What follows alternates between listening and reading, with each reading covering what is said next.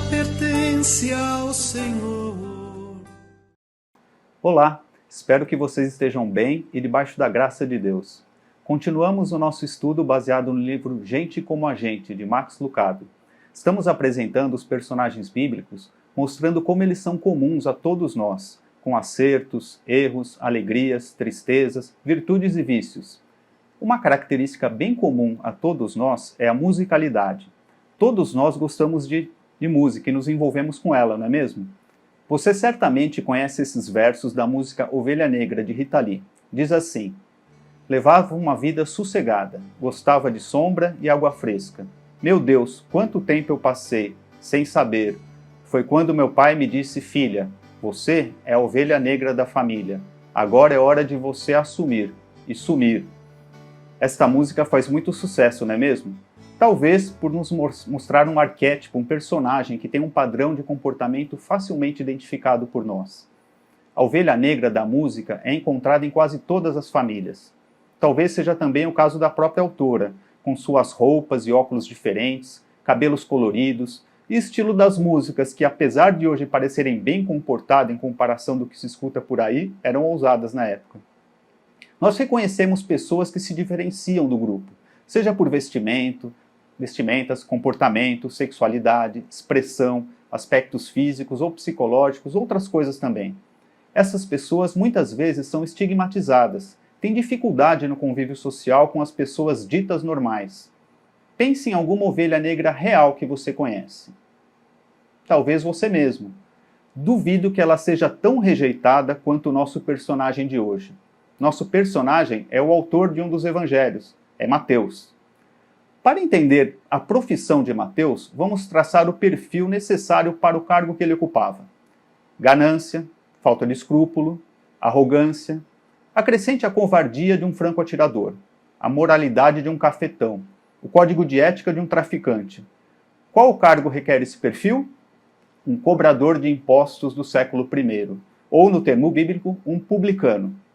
Mateus era uma ovelha negra no meio do seu povo, pois ele era judeu, e na visão dos judeus, os cobradores de impostos eram a escória da humanidade. Eles eram os maiores traidores. Israel era um país ocupado, inclusive com presença militar. Os cobradores de impostos, além de retirar o dinheiro deles, ainda entregava ao opressor, algo impensável. A estrutura de cobrança de impostos funcionava assim. O imperador vendia as franquias fiscais pelo maior lance e estabelecia um valor no final do ano a ser pago. Qualquer coisa além disso ficava com o cobrador. Ele poderia mentir, enganar, extorquir, abusar das pessoas. E ainda tinha o exército romano para lhe proteger. Quando você não podia pagar os impostos, eles lhe emprestavam o dinheiro, a juros altíssimos. Se não fossem pagos, mandavam seus amigos bandidos lhe dar uma surra. Era uma espécie de máfia. Eles cobravam imposto de quase tudo. Do barco que você tivesse, o peixe que você pegasse, a casa onde você morasse, até da sua colheita. Eles podiam parar as pessoas a qualquer momento e revistar seus bens. Podiam criar tributos também. Tributo de importação, de estrada, de cartas, sobre pacotes, mercados, carrinhos, rodas, o que quisessem. Eram odiados e desprezados. Eram considerados impuros, classificados como gentios na lei cerimonial. Alguém de fora da nação mesmo. Eles não poderiam entrar na sinagoga ou profanariam toda a instalação. E ainda mais, se aproximassem de alguém, essa pessoa também ficava contaminada. Eram proibidos de dar testemunho em tribunal, porque eram considerados mentirosos. Assim, em algum lugar ao longo da vida de Mateus, ele resolveu vender seu direito de nascença, trocou sua herança, sua reputação e qualquer lugar social e se sentenciou a uma vida de associação com bandidos e outros cobradores de impostos. Ele comprou uma franquia de impostos. Mateus também era chamado de Levi, e tinha origem sacerdotal. Talvez os pais de Mateus aspirassem uma carreira de sacerdote para seu filho. Se essa era a intenção, ele se revelou um grande fracasso para toda a família. Todos procuravam manter tanta distância de Mateus quanto possível. Em uma versão atual, os vizinhos estavam organizando churrasco, ele nunca era convidado. Reunião de ex-alunos da escola, o nome dele era sempre excluído da lista. O sujeito era mais evitado que o coronavírus. Todo mundo evitava Mateus, todos menos Jesus. Em Mateus 9, de 9 a 13, temos assim: Saindo Jesus, viu um homem chamado Mateus sentado na coletoria. Disse-lhe, siga-me. Mateus levantou-se e o seguiu. Estando Jesus em casa, foram comer com ele e seus discípulos muitos publicanos e pecadores. Vendo isso, os fariseus perguntavam aos discípulos dele, por que o mestre de vocês come com publicanos e pecadores? Ouvindo isso, Jesus disse, não são os que têm saúde que precisam de médico, e sim os doentes. Vão aprender o que significa isso. Desejo misericórdia, não sacrifícios, pois não vim chamar justos, mas pecadores. O saindo no início dessa passagem remete a um evento anterior, que foi a cura de um paralítico. Por que será que Mateus escolheu pôr sua história no meio dos milagres de Jesus? Aqui temos um outro milagre de Jesus que passa quase despercebido. Foi um milagre pessoal na vida de Mateus, a sua conversão. Jesus vê o coração das pessoas. Ele podia ver o coração de Mateus quase como um outdoor. Ele não diz para Mateus, se você se purificar, você pode me seguir. Ou então, talvez você tenha algum talento que eu possa usar. Não. Ele passa por Mateus e lhe dá um comando explícito, siga-me. É quase como se dissesse, você é exatamente o que eu estou procurando, um homem que entende o quão pecaminoso é. É o contrário de um outro personagem que temos um pouco mais à frente, no capítulo 19, de 16 a 12. Diz assim, eis que alguém se aproximou de Jesus e lhe perguntou, mestre, que farei de bom para ter a vida eterna? Respondeu-lhe Jesus, por que você me pergunta sobre o que é bom? Há somente um que é bom. Se você quer entrar na vida, obedeça aos mandamentos. Quais? Perguntou. Jesus respondeu, não matarás, não adulterarás, não furtarás, não darás falso testemunho. Honra teu pai e tua mãe, e amarás o teu próximo como a ti mesmo. Disse-lhe o jovem, a tudo isso tenho obedecido, que me falta ainda? Jesus respondeu, se você quer ser perfeito, vá, venda seus bens e dê o dinheiro aos pobres, e você terá um tesouro nos céus. Depois venha e siga-me. Ouvindo isso, o jovem afastou-se triste, porque tinha muitas riquezas. Este jovem rico é quase o oposto de Mateus. Importante, popular, bem visto, considera que consegue guardar os mandamentos. Jesus também vê o coração dele, e tudo o que ele queria era que ele reconhecesse que precisava de Deus, que não podia fazer isso sozinho. Ao invés de reconhecer, ele se afasta com tristeza.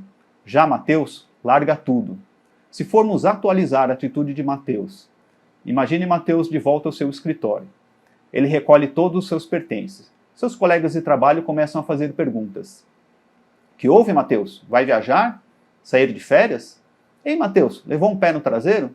Mateus não sabe o que dizer. Assim que chega à porta, dá uma parada. Segurando a caixa cheia de artigos do escritório, ele olha para trás. As pessoas parecem sem jeito, como se estivessem tristes e ao mesmo tempo intrigadas. Ele sente um nó na garganta. Ah, esses caras não são grande coisa. Os pais alertam os filhos a respeito de pessoas desse tipo. Usam uma linguagem muito vulgar. A moralidade deles é rasa. Só se metem com gente que não presta. O que se pode fazer? Depois ele se encontra com Jesus durante o jantar e fala a respeito do seu problema. São meus amigos, os colegas do trabalho, os amigos do bar. Que tem eles? Pergunta Jesus. Bem, a gente vivia sempre junto. Vou sentir falta deles. Quero dizer, não tenho nada contra Pedro, Tiago, João, mas eles são do dia, eu sou da noite. Tenho o meu círculo de amizade, sabe como é? Jesus começa a sorrir, balança a cabeça. Mateus, Mateus, você acha que eu vim nesse mundo para confinar as pessoas? O fato de uma pessoa me seguir não significa que ela precisa se esquecer de todos os amigos que tem. Pelo contrário, quero conhecer essas pessoas também. Organize uma festa de despedida, junte a turma toda. No versículo 29 de Lucas, no capítulo 5, temos a situação. Então Levi ofertou um grande banquete a Jesus, em sua casa. Havia muita gente comendo com eles, publicanos e outras pessoas. São pecadores e santos no mesmo recinto, nenhum deles tentando julgar aos outros. Temos ladrões, bandidos, assassinos, bêbados, prostitutas, agiotas, párias, todos pessoalmente jantando com o Filho de Deus e seus discípulos. E Jesus dá o seu recado na casa de Mateus. Assim percebemos que pecadores são chamados por Jesus. E os que o seguem o apresentam a outros pecadores. Pecadores são chamados e chamam. Já os que se acham justos também dão as caras no local, e para julgar e rejeitar. No versículo 30 do capítulo 5 de Lucas, temos: Mas os fariseus e aqueles mestres da lei, que eram da mesma facção, queixam-se aos discípulos de Jesus. por que vocês comem e bebem com publicanos e pecadores? Obviamente, eles não foram convidados. Eles não se reuniriam com aquele grupo. Eles nem entrariam na casa. São pessoas impuras. Mas eles sabiam o que estava acontecendo. Eles ficaram chocados, indignados que Jesus e seus discípulos se associassem a essa multidão. Eles estavam preocupados com as aparências, com o que se vê por fora. A resposta de Jesus tem 3 partes: uma analogia, as escrituras e a autoridade pessoal. A analogia, que é uma relação de semelhança ou comparação, ele diz assim: não são os que têm saúde que precisam de médico, mas sim os doentes. Não parece óbvio isso? Médicos não vão para pessoas saudáveis, eles vão para os doentes. O que os fariseus poderiam argumentar? Essas pessoas estavam doentes na própria perspectiva dos fariseus. Se os fariseus e os escribas podiam ver o quão pecaminosos eles eram, então por que eles não consideravam importante a ida de Jesus até eles? Lhes faltava algo. Daí Jesus diz na sequência, citando Oséias 6,6: vão aprender o que significa isso. Desejo misericórdia, não sacrifícios. Deus não quer o sacrifício externo, ele quer um coração de misericórdia. Para finalizar, Jesus responde com sua autoridade pessoal ao dizer: pois eu não vim chamar justos, mas pecadores. Este é o coração do Evangelho. O Evangelho é para pecadores. A fé cristã não é para pessoas boas, é para pecadores. A igreja não é para pessoas que se acham justas, é para pessoas que sabem que não são. A igreja também não é um clube para os justos. Ela é um hospital para doentes do pecado. Você percebe que quanto mais cresce em Cristo, mais o ama, mais entende o quão miserável é? É um sinal de maturidade ficar angustiado com o seu pecado. Então podemos dizer que quanto mais madura é uma congregação, mais eles reconhecem seu pecado. Deus não pode salvar ninguém que não se veja como um pecador. O céu se fecha para quem se acha justo. Nunca haverá salvação, nunca haverá perdão de pecado, nunca haverá vida eterna para quem pensa que é justo. Os que se acham justos rejeitam e são rejeitados. Pecadores são chamados e chamam. Nesse sentido, somos todos ovelhas negras. Eu e você somos como Mateus. Mesmo entre os melhores de nós, há malícia, já deturpamos a verdade, já assumimos crédito de algo que não nos pertencia, tiramos vantagem de alguém mais fraco, é melhor ir parando por aí. Você e eu, Mateus. Você é chamado para chamar pessoas, não para julgá-las. Para finalizar, cabe a reflexão. Como você tem se portado? Tem chamado seus amigos e lhes apresentado Jesus? Ou somente julga as pessoas? Somos chamados para também convidarmos nossos amigos para conhecerem Jesus. Não necessariamente na igreja. Que tal nos grupos pequenos? Ou então em uma refeição? Ou até mesmo em uma comemoração, como fez Mateus? Deus os abençoe e guarde na sua graça.